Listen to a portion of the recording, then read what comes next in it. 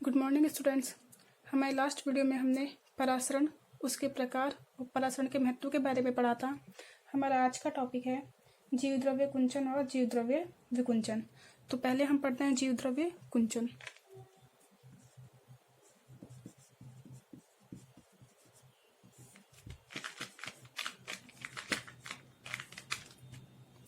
इसे हम इंग्लिश में बोलते हैं प्लाज्मोलाइसिस।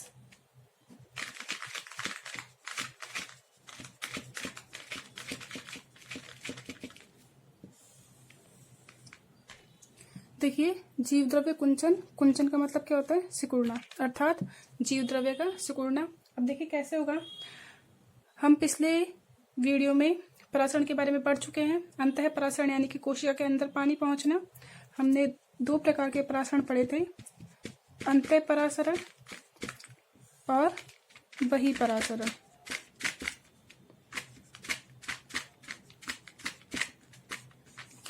Endosmosis and एक्सोऑस्मोसिस।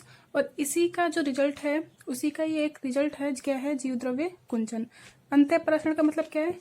कोशिका में क्या करेगा? जल प्रवेश करेगा। अंतः परासरण में क्या होता है? कोशिका में जल प्रवेश करता है, जबकि बहिःपरासरण में कोशिका से जल क्या निकलता है? बाहर निकलता है, एग्जिट होता है। क्लियर है? तो हम देखते हैं जीवद्रव्य कुंचन में क्या होता है। देखिए, हमारे पास एक पादप कोशिका है। उस पादप कोशिका को हमने क्या किया? अति परासरी विलयन में रख दिया। आपके पास एक पादप कोशिका है, ठीक है। पादप कोशिका के पास कोशिका भित्ति होती है सबसे बाहर की तरफ। कोशिका भित्ति पादप कोशिका में पाई जाती, जंतु कोशिका में नहीं पाई जाती। इसके अंदर कोशिका झिल्ली पाई जाती है, और कोशिका झिल्ली में क्या होता है? आपके जीवद्रव्य होता है, और इनके पास क्या होती है? बड़ी रिक्तिका होती है, ठीक है। ये आपके पास बड़ी रिक्तिका है, केंद्रक साइड में होता है इनका एक तरफ, और इसके अंदर क्या भरा हुआ है? जीवद्रव्य। आपने क्या करा? इस पादप कोशिका को अति परासरी विलयन में रख दिया। इसे हमने किस में रख दिया? पादप कोशिका को अति परासरी विलयन में।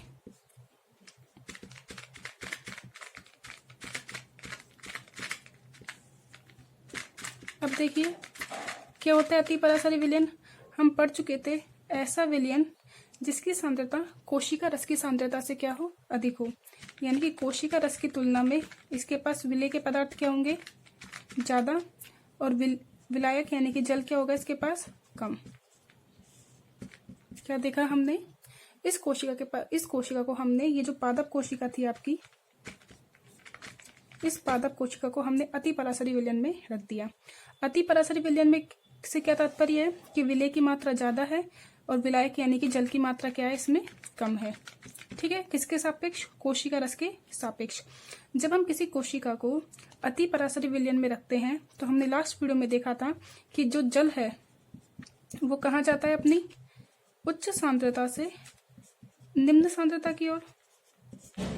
जल कहाँ जाएगा? अपनी उच्च सांद्रता से निम्न सांद्रता की ओर। अति परासरी विलयन में जल की मात्रा क्या है? कम। किसकी तुलना में? कोशिका की, पादप कोशिका की तुलना में। तो पादप कोशिका से जल कहाँ आने लगेगा? बाहर की तरफ, यानी कि कहाँ आने लगेगा? आपके विलयन में आने लगेगा। देखिए, ये हमारे पास पादप कोशिका, सबसे बाहर की तरफ क्या है इसकी? कोशिका भित्ति। कोशिका भित्ति के बाद क्या है इसकी? कोशिका झिल्ली। क्लियर है? अब इसके पास क्या हुआ? देखिए, यहाँ पे पादप कोशिका की विशेषता, यहाँ पे एक बहुत बड़ी रिक्तिका पाई जाती है, साइड में केंद्रक पाया जाता है, और साथ ही साथ क्या है? इसमें जीवद्रव्य पाया जा रहा है। क्लियर है? अब क्या होगा? यदि यहाँ से जल बाहर निकलने लग गया, यदि आपकी कोशिका से जल बाहर की तरफ गति कर रहा है, तो आपकी कोशिका में जल की कमी हो जाएगी, और क्या होगा? आपकी कोशिका झिल्ली, अब यह कोशिका झिल्ली क्या होगा? आपका जीवद्रव्य बाहर निकल रहा है, जीवद्रव्य कम होने से क्या होगा? कोशिका झिल्ली सिकुड़ेगी, और आपकी क्या हो जाएगी? एक कॉर्नर में या एक किनारे पे क्या हो जाएगी? ये एकत्रित हो जाएगी, सिकुड़ के क्या हो जाएगी? ये आपके एकत्रित हो जाएगी। जो यहाँ से जो जल था ये बाहर निकल गया। जो जीवद्रव्य वो क्या करता है? आपके इसके कोशिका झिल्ली के आकार को नियमित बनाए रखता है, तनाव बनाए रखता है, जैसे जैसे जल जीव द्रव्य से जल बाहर निकलने लगेगा तो जल की कमी हो जाएगी और कोशिका झिल्ली क्या हो जाएगी, आपकी सिकुड़ के एक कौंदल में एकत्रित हो जाएगी। तो ये कोशिका का, पादप कोशिका का अति पराशरी विलयन में रखने पर, पादप कोशिका का अति पराशरी विलयन में रखने पर जल क्या होगा, कोशिका से बाहर निकलेगा और क्या होगा, कोशिका जीव द्रव्य सिकुड़ने लगेगा। क्या हो जाएगा, जीव द्रव्य सिकुड़ने लग जाएगा। और ये जो संकुचित अवस्था है आपकी, वो क्या होगी, आपको एक कॉर्नर में या एक किनारे पर आपको क्या इकट्ठी मिलेगी। तो इस अवस्था को हमने क्या कह दिया है, जीव द्रव्य कुंचन। क्या बोला इस अवस्था को हमने, जीव द्रव्य कुंचन। और इसी कोशिका को हमने क्या बोल दिया, जीव द्रव्य कुंचित कोशिका।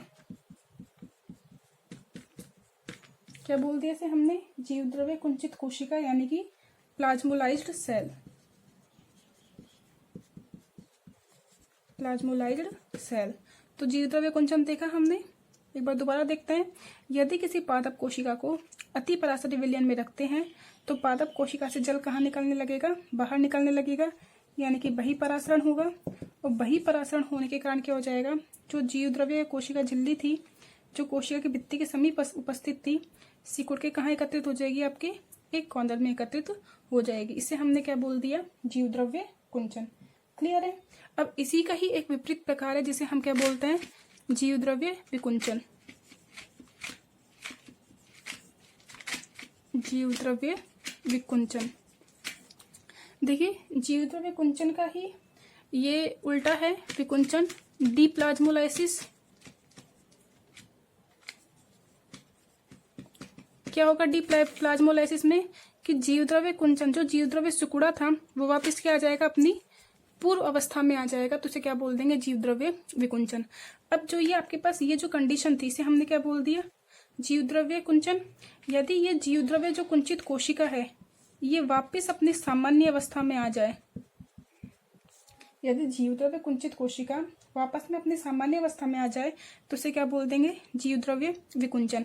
यह जीव द्रव्य विकुंचन कैसे होगा, जब इस कोशिका में जल प्रवेश करने लगे, जो कोशिका से जल बाहर निकला है वो जल वापस जीव द्रव्य में आने लगे। तो क्या किया जाएगा इसके लिए, देखिए, यदि हमने इस कोशिका को, जो जीव द्रव्य कुंचित कोशिका थी,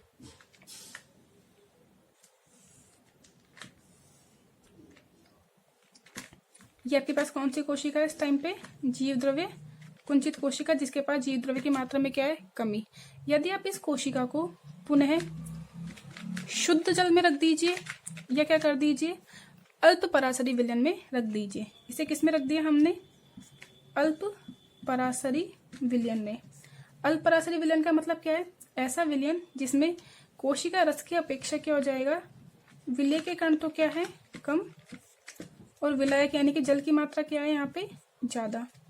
उसे हमने क्या बोल दिया, अल्प पराशरी विलयन। अब इस अल्प पराशरी विलयन से जल वापस कहाँ जाने लगेगा, आपकी कोशिका में प्रवेश करने लगेगा। कोशिका भित्ति है ये पूर्णतः पारगम्य है, सबको आने जाने देगी, और कोशिका झिल्ली क्या करेगी, जल के लिए पारगम्य है तो जल को प्रवेश करने देगी।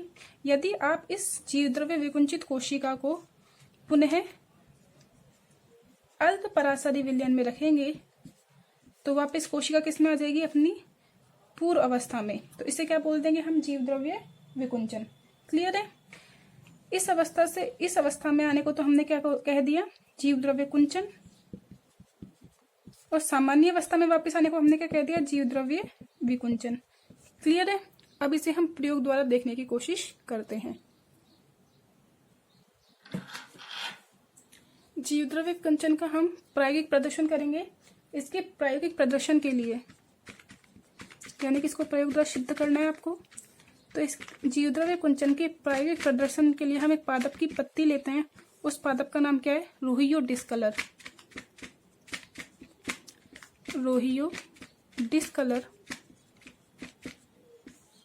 इस रोहियो डिस्कलर पादप की क्या लेंगे आप, पर्ण लेंगे। इस पादप की यह विशेषता है कि इसका जो जीव द्रव्य है वो रंगीन होता है। इस पादप का जो रोहियो डिस्कलर पादप है, इस रोहियो डिस्कलर पादप की एक विशेषता है, और वो क्या है कि इसका जो जीव द्रव्य वो रंगीन है। कौन से रंग का है वो, बैंगनी रंग का, यानी कि आसानी से सूक्ष्मदर्शी में ये विजिबल होता है, हमें दिखाई देता है बैंगनी रंग का जीव द्रव्य। अगर आप क्या करेंगे, इस रोहियो डिस्कलर पादप की पत्ती को इस रुई और डिस्कलर पादप की पत्तियों का आपने एक निचली कोशिका निकाली है, आपने इसकी आपने काट बनाई और उसे आपने क्या कर दिया, उस पादप के छोटे से भाग को क्या कर दिया आपने, जीवद्रव्य कुंचन देखना है तो क्या कर देंगे आप, उसे अति पराशरी विलयन में रख देंगे। किस में रख दिया, इसे अति पराशरी विलयन में। अति पराशरी विलयन को हम सीधे सीधे कह सकते हैं चाशनी में रख दिया, चीनी के घोल में रख दिया। ठीक है, जैसे ही आपने पादप कोशिका को आपने इसमें अति पराशरी विलयन चीनी के घोल में रखा तो जो जीवद्रव्य पहले पूरी जगह फैला हुआ था, ठीक है, कुछ समय के बाद क्या हो जाएगा, वो जीवद्रव्य, इसी को हम विस्तार से बड़ा करके देखते हैं। जो जीवद्रव्य पहले फैला हुआ था, जिसकी कोशिका की जो रिक्तिका है वो पूर्णतः बड़ी थी, अब क्या हो जाएगा, जैसे ही जल बाहर निकलने लगेगा, अति पराशरी विलयन में रख दिया तो बहिःपरासरण होगा और बहिःपरासरण से क्या होगा, जल की कमी होगी और जो कोशिका का जीवद्रव्य वो क्या हो जाएगा, आपका एक तरफ इकट्ठा हो जाएगा। जब हम इसे सूक्ष्मदर्शी में देखते हैं तो सूक्ष्मदर्शी में देखने पर क्या देखेंगे हम कि जो बैंगनी रंग का जीवद्रव्य था वो क्या हो गया, आपके एक किनारे पर एकत्रित हो गया। इसे हमने क्या कह दिया, जीवद्रव्य विकुंचन। यदि आपने इसे पुनः जल में रख दिया, यदि आप इस रुई और डिस्कलर पादप की पत्ती को पुनः सामान्य जल में रख देंगे तो वापस क्या हो जाएगा, जल का अंतः परासरण हो जाएगा और यह आपको आपके नॉर्मल कंडीशन में मिल जाएगा। तो इस तरीके से हमने आज जो टॉपिक देखा वो क्या है, जीवद्रव्य कुंचन। और इसे प्रायोगिक प्रदर्शन के लिए हम कौन से पादप की पत्तियां लेते हैं, रुई और डिस्कलर पादप की पत्ती को लेते हैं। अब देखते हैं हमारा नेक्स्ट टॉपिक जो क्या है, हमारा अंतः शोषण। अब देखिए हमारा आज का नेक्स्ट टॉपिक है अंतः शोषण।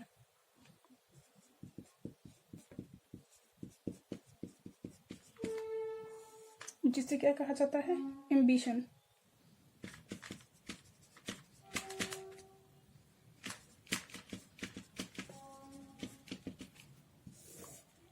देखिए अंतः शोषण यानी कि क्या करना, अवशोषित करना। क्या कह रहा है ये, अंतः शोषण का मतलब क्या हो गया, अवशोषित करना यानी कि ग्रहण करना। देखिए आप लोगों ने देखा होगा कि बारिश के टाइम पे जब बारिश का मौसम होता है तो जो खिड़की होती है, लकड़ी के दरवाजे हैं, खिड़कियां हैं, ये क्या करती हैं, आपकी वातावरण की नमी को अवशोषित करके, बारिश का मौसम होगा तो वातावरण में आर्द्रता यानी नमी होगी, तो वातावरण में जो उपस्थित नमी है इसे क्या कर लेगी, अवशोषित कर लेती है, ग्रहण कर लेती है और लकड़ी क्या हो जाती है, फूल जाती है। जो खिड़की दरवाजों की जो लकड़ी है वो क्या हो जाती है, फूल जाती है। जो खिड़की दरवाजों की लकड़ी जो फूल जाती है इसे ही हम क्या कहते हैं, अंतः शोषण। क्या बोलता है इसे, अंतः शोषण। तो क्या हो गया, जो आपके पास खिड़की दरवाजा है किसके, वृक्षों के बने हुए। वृक्ष का मतलब क्या है, पादप कोशिका। क्या है ये, पादप कोशिका। और हमें पता है पादप कोशिका में कोशिका भित्ति किसकी बनी होती है, पैक्टिन की और सेलुलोज की। पादप कोशिका भित्ति किसकी बनी होती है, पैक्टिन, सेलुलोज, हेमीसेलुलोज इत्यादि पदार्थों की बनी होती है। ये जो पैक्टिन, सेलुलोज, हेमीसेलुलोज, ये जो पदार्थ है, ये पदार्थ कैसे होता है, जल स्नेही कॉलॉइड। जल स्नेही कॉलॉइड। देखिए कॉलॉइड क्या होता है, कॉलॉइड ये पदार्थ की अवस्था है। अब तक आप 3 अवस्था पढ़ चुके हैं, ठोस, द्रव्य और गैस। जो चौथी अवस्था मानी गई है वो कौन सी है, कॉलॉइड अवस्था। इसे आप केमिस्ट्री में पढ़ेंगे, कॉलॉइडी विलयन आपका एक पूरा चैप्टर होगा। तो जो पादप कोशिका है इसमें पैक्टिन, सेलुलोज आदि पदार्थ होते हैं, ये कैसे होते हैं, जल स्नेही कॉलॉइड होते हैं। अर्थात क्या कहने का मतलब है कि अत्यधिक मात्रा में जल अवशोषण का कार्य करते हैं। क्या करते हैं, ये जल अवशोषण का कार्य करते हैं। तो क्या हुआ, पादप कोशिका, उसके कॉलॉइडी विलयन यदि जल को अवशोषित करते हैं तो इसे क्या बोल दिया हमने, अंतः शोषण। पादप कोशिका के कॉलॉइडी विलयन का जल को अवशोषित करना क्या कहलाता है, अंतः शोषण कहलाता है। और जो पदार्थ जल को अवशोषित करते हैं वो क्या कहलाते हैं, अंतः शोषक। दोबारा देखिए हमने क्या कहा, हमने कहा कि पादपों में, पादप कोशिका में या पादप कोशिका के जल स्नेही कॉलॉइड पदार्थों द्वारा जल को अवशोषित करना। पादप कोशिका के जल स्नेही कोलाइडों के द्वारा जल को अवशोषित करना क्या कहलाता है? अंतः शोषण कहलाता है। और जो पदार्थ जल को अवशोषित करते हैं उन्हें क्या बोल दिया हमने? अंतः शोषक कह दिया। ये जल का अवशोषण क्यों करते हैं? क्योंकि इनके पास ऐसे पदार्थ होते हैं जिनके पास जल को अवशोषित करने की क्षमता पाई जाती है। और वो पदार्थ कौन कौन से हैं? पेक्टिन, सेलुलोज और हेमीसेलुलोज पदार्थ हैं। क्लियर हो गया? अब देखिए, जो अंतः शोषण की दर है, ये किसके ऊपर डिपेंड करती है? यह है अंतः शोषण की दर, इसको प्रभावित करने वाले कारक।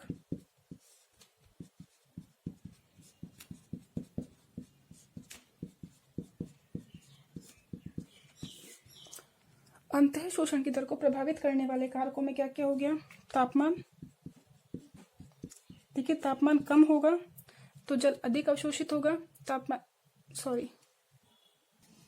तापमान ज्यादा होगा तो जल अधिक अवशोषित होगा, क्योंकि गतिज ऊर्जा क्या हो जाती है?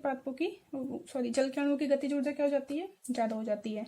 दूसरा, जो पदार्थ जल अवशोषित कर रहे हैं, जो जल स्नेही कोलॉइड है, इनकी कैसी टेक्सचर है, यानी कि इनका बनावट कैसा है, इनके बीच में जल के अणुओं को फिक्स करने के लिए स्थान उपस्थित है या नहीं।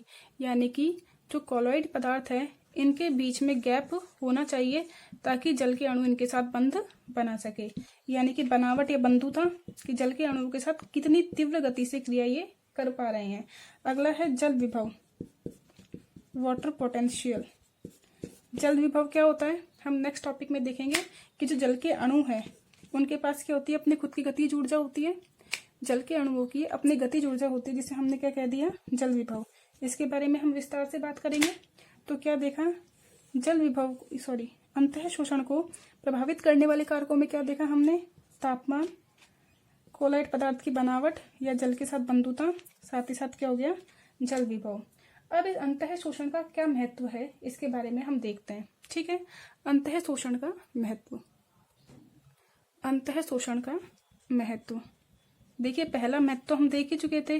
बारिश के सीजन में जो खिड़कियां दरवाजे फूलते हैं वो किसकी सहायता से फूलते हैं? आपके अंतः शोषण की प्रक्रिया के द्वारा। दूसरा, हमने देखा बीजों का अंकुरण।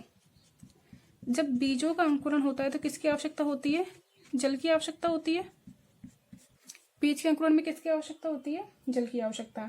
तो बीज के अंकुरण के समय क्या होगा? जल का अंतः शोषण होगा, जल को ग्रहण कर लेगा बीज और क्या हो जाएगा? अपनी भित्ति के ऊपर दबाव डालता है, जिसके फलस्वरूप क्या हो जाती है? बीज की जो भित्ति है वो टूट जाती है, जिसे क्या बोलते हैं हम? बीज का स्फुटन। और जहां से भित्ति टूटेगी या जहां से बीज चोल टूटती है वहां से प्रांकुर और मूलांकुर का निर्माण भी हो जाता है। क्लियर है? तो पहला हमने कहा खिड़की दरवाजे फूल गए। दूसरा हमने क्या कहा? बीज के अंकुरण में सहायता करता है। तीसरा, कुछ पादप जो जल की कमी से क्या होता है? आपके मृतप्राय हो जाते हैं। कुछ पादप कैसे हो जाता है? मृतप्राय, यानी कि मृत्यु के समीप आ गए। अब इन्हें पुनः जीवन, यदि आप इन्हें पुनः जल दे दोगे तो ये पुनः जल को क्या कर लेंगे? ये अंतः शोषित कर लेंगे। तो पादपों में क्या कर सकता है? ये पुनर्जीवन में भी सहायक होते हैं। देखिए, यहाँ पे हम एक स्पेशल पॉइंट देखते हैं। स्पेशल पॉइंट क्या है? देखिए, जो प्राचीन समय